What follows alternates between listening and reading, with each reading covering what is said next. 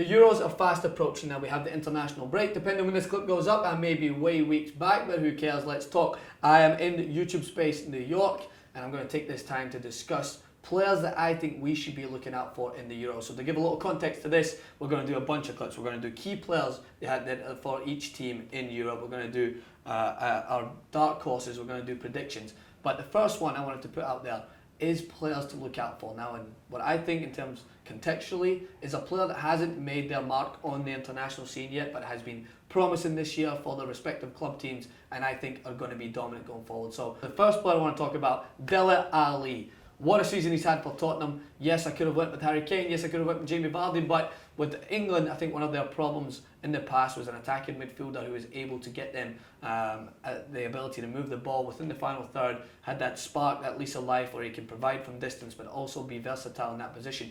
Dele Alli will not start, I think, every game, or he might not start. But he's going to be useful for England more so than I would see the likes of Vardy and Harry Kane, because he's harder to mark. And I think that everyone's going to be expecting some of the toughest matchups to come between Harry Kane playing up top against some of the world's best defenders. But I think that Dele Alli is so mature beyond his years that if I was to look at anyone coming into England's team in the Euros that are going to be able to provide that spark, Dele Alli stands out for me. So he is a player to look out for in the Euros in terms of England. Next up for me is, I'm staying true to England at the moment. I'm going to go through the players coming from the Premier League, but it's with a player, the poor man's Ibrahimovic, some may say, Arnautovic, coming from Stoke, Austria. Coming into this Euros, expected probably to crash out early on in this stage, but if Arnautovic has anything to say about it, he will not let that happen. He has been a revelation for Stoke. When Shaqiri didn't hit the heights immediately when he came into the season, Arnautovic got them over the finishing line on numerous occasions, and I think that Mark Hughes is thankful that he has a player like that to be able to provide for his team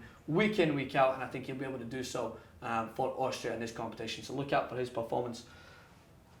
Next up, Germany. No, I'm not talking about Royce, who's finally making his, I would say, his big debut. I know he's played for Germany many a times, but we missed him at the World Cup. We're dying to see how he's going to perform this season, but I'm not going to talk about him. I'm going to talk about Julian Draxler, because for me, Julian Draxler has been always on the tip of everyone's tongue when it comes to a world-class player. His time at Schalke, he just, I don't think, was able to spread his wings as much so, and now he went to Wolfsburg, who haven't been doing fantastically well in Bundesliga. They're still within the Champions League at this point, in which I'm talking. They may be out by now if this clip goes up weeks from now, who knows.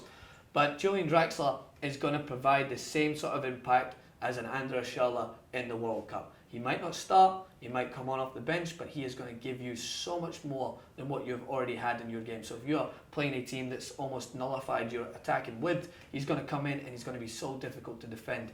His direct ability to attack players one-on-one, his creativity, is the reason why, for me, that Wolfsburg at this point was still in the Champions League. So Julian Draxler, for me, is going to take up a similar role to what Schürrle had when it comes to this World Cup. He's matured as a player, he's thrived at his time at Wolfsburg. He's a player to look out for me. Anthony Martial is one.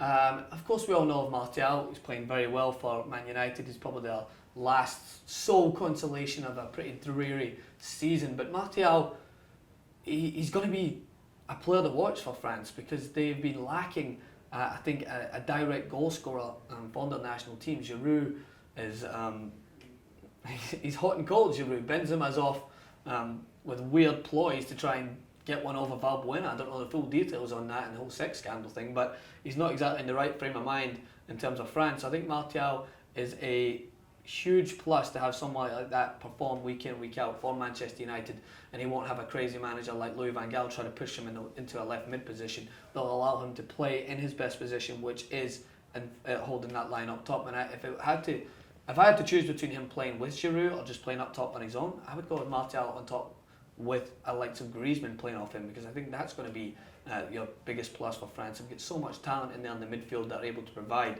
for someone like Martial. So for me, he has to be looked at as one of the biggest players to watch in this tournament. Sal Niguez for Spain, the Atletico Madrid revelation, has been so versatile for them, playing at centre-back, I believe, at one point. What was Diego Simeone smoking then, and can I have some of it?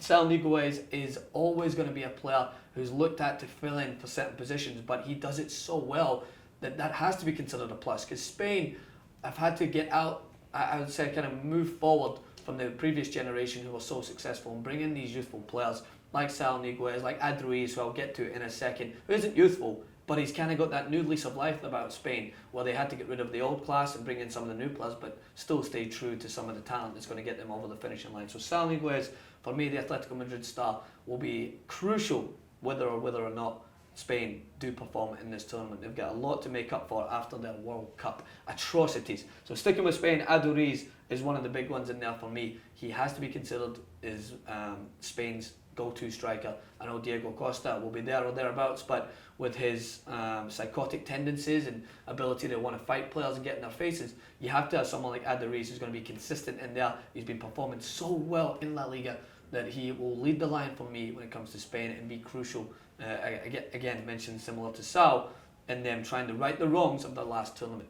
An unlikely one here, but you have to bear with me.